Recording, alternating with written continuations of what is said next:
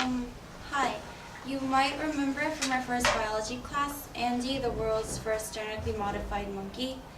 And even if you don't, it's okay because I'm going to tell you a little bit more about him today. But before I get to that, I want to tell you two things first. First, I want to tell you what gene manipulation is. And second, I want to tell you how genes are modified.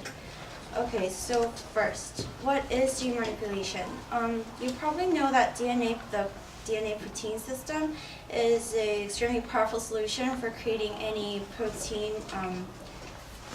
of biology structures, and by varying the sequence of code words, you can create an innumerable variation of proteins with discernible characters of its own.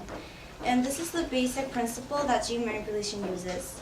With using the technology of transformation, you can alter the structures and characteristics of genes directly.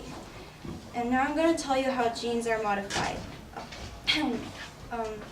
Gene modification has essentially 5 steps. The first step is isolation.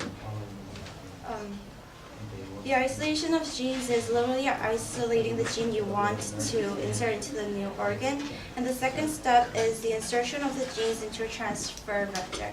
A transfer vector acts as a temporary home for the genes before it is actually modified into the new organ.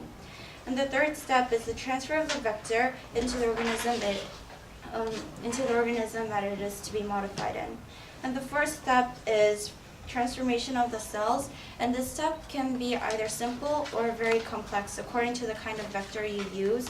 For example, if you use raw DNA, which is covering the genes with old molecules, the process is very simple, but it would actually have a very low rate of successing. And finally, you select the wholly modified genes from the genes that didn't exactly success in modifying itself. Now I want to introduce you to Andy.